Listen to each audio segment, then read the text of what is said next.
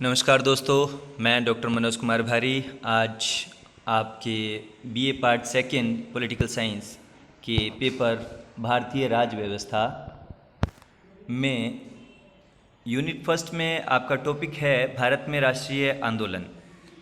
इसके विषय में हम चर्चा करेंगे और ये जानने की कोशिश करेंगे कि ऐसे कौन से कारण रहे, क्या हालात बने, ऐसी कौन सी घटनाएं घटी जिनके कारण भारत में एक अखिल भारतीय राष्ट्रीय स्तर का राष्ट्रीय चेतना से भरा हुआ आंदोलन शुरू हुआ।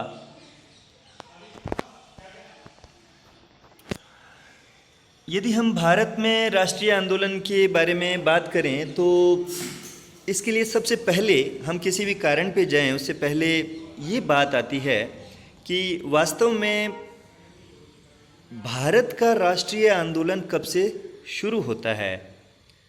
भारत में राष्ट्रवाद का भाव अखिल भारतीय स्तर पर कब शुरू होता है, कब भारत के लोग, कब हिमालय से कन्याकुमारी और पश्चिम से पूर्व, नॉर्थ ईस्ट से लेके राजस्थान, इस एरिया में कब इन लोगों में, जो इतने लगभग 550 रियासतों में और प्रोविंसेस, ब्रिटिश गवर्न प्रोविंसेस जो थे वो अलग हैं, तो इन सब लोगों में मतलब कहीं न कहीं या मूलभूत रूप में एक बड़े भाग में, बड़े जनमानस में राष्ट्रीय चेतना का भाव कब से उद्गमित होता है।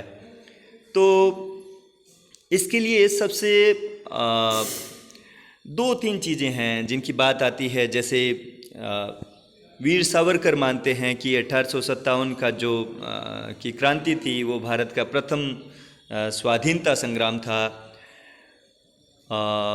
नेहरू मानते हैं कि भारत के डिस्कवरी ऑफ इंडिया में वो लिखते हैं कि भारत में राष्ट्रीय आंदोलन वस्तुतः 2 मुकदमों के बीच में चलता है।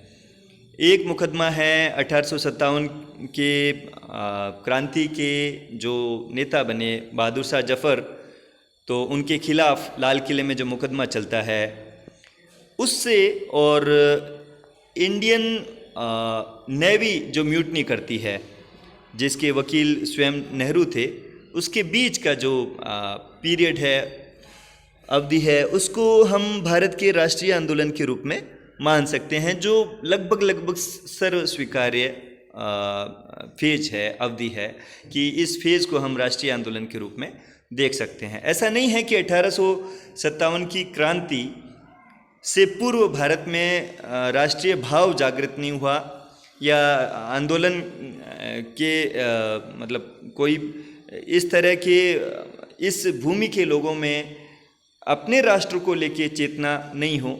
बहुत छोटे छोटे आंदोलन हुए, किसान आंदोलन हुए, जनजाति आंदोलन, आदिवासी आंदोलन जो बोलते हैं वो हुए। बहुत सारी रियासतों ने अंग्रेज़ों के खिलाफ लड़ाई लड़ी, पर पॉलिटिकल प्लेटफॉर्म नहीं मिल पाया।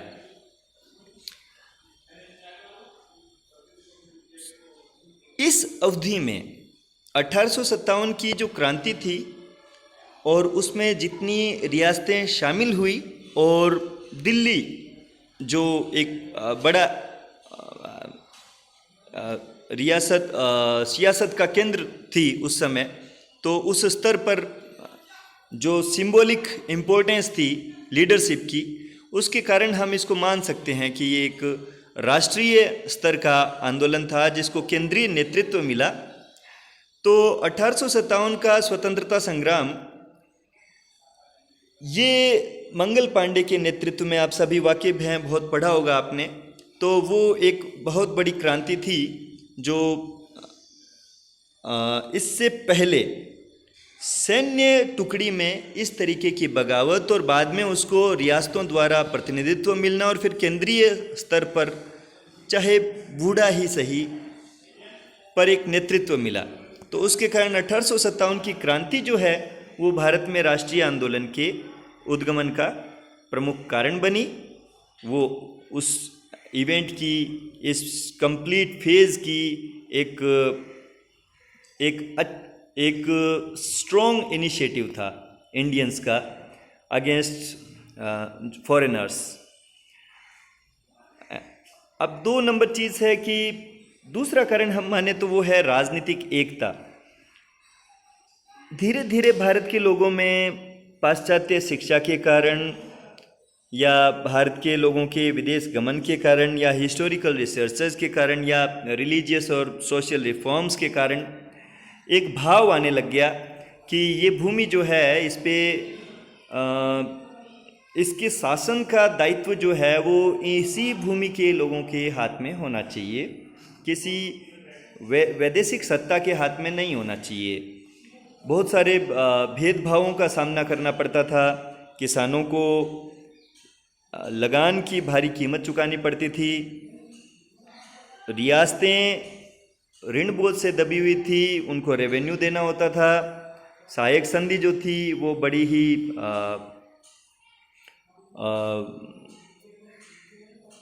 एक अनकॉम्प्रोमाइजिंग कंडीशन की थी।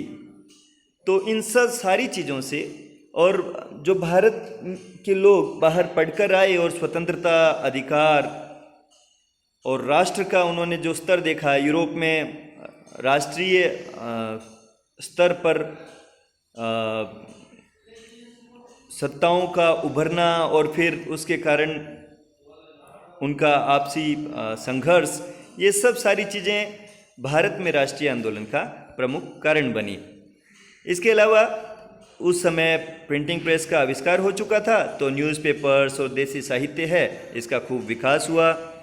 और जो मैंने पहले भी कहा कि एक आर्थिक असंतोष किसानों में हो, इसके कारण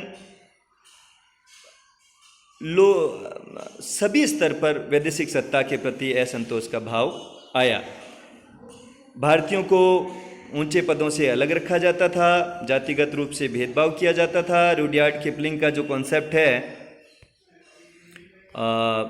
कि वाइट मैन्स बर्डन, इस देश की भूमि पे वो लोग इसलिए आए हैं ताकि अश्वेत व्यक्ति शासन के लिए और सभ्य हो नहीं सकते अपने आप, तो उनको सभ्य बनाने के लिए ये वाइट मैन की बर्डन है जिसका वो निर्वहन कर रहे हैं, जिसका विवेकानंद ने बाद में इसीलिए उन्होंने एक रिवाइवल ऑफ द हिंदुइज़्म का वो कॉन्सेप्ट लेके आए। एक जातिगत गौरव की बात, एक हिंदुत्व बोध की बात वो लेकर आए। तो ये एक बड़ा कारण था। यातायात और संचार के साधनों का विकास हो गया, ट्रेन का आना हुआ, टेलीग्राम का डेवलपमेंट होना हुआ, डाक विभाग का आना हुआ, इससे इंटीग्रेशन हुआ, एक दूसरे से मेलजोल बढ़ा। तो उसके कारण लोगों का मेलजोल बढ़ने से भी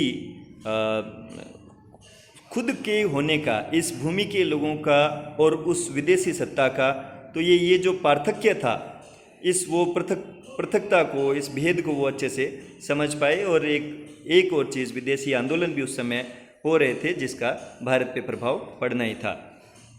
इसके अलावा लॉर्ड लिटन की दमनकारी नीति, सिविल सर्विसेज के लिए एज घटा के 21 की बजाय 19 कर देना, दिल्ली दरबार, अकाल के समय में दिल्ली दरबार एक बहुत खर्चीला आयोजन था। इसके अलावा वर्निकुलर प्रेस एक्ट में देसी भाषाओं पे जो प्रिंटिंग थी उस पर पाबंदी लगा दी गई थी। इंडियन एम्यूनिशन एक्ट और इल्बर्ट बिल जिसके तहत जो मतलब जातिगत बोध से एक तरीके से नृजातीय भेदभाव किया गया कि अंग्रेज़ लोग जो हैं उनके मुकदमे हिंदू जज नहीं सुन सकता। तो ये भी एक भेदकारी नीति थी। धन्यवाद।